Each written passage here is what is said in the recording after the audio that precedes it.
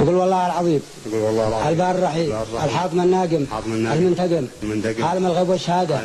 إنك ما أخذت إلا 1000 ريال خطبة ما أخذت إلا 1000 ريال و8000 شرط 80 شرط و4000 مه وإنك لا أخذت من أي واحد لا من أبوه ولا من أخوه ولا مركن لك لا أخذت لا من أبوه ولا من أخوه ولا مركن من ولا أخذ من قبل ولا مركن من بعد ولا من أي قريب منه ولا ذهب ولا أي شيء مقابل ولا ذهب ولا مقابل أي حاجة.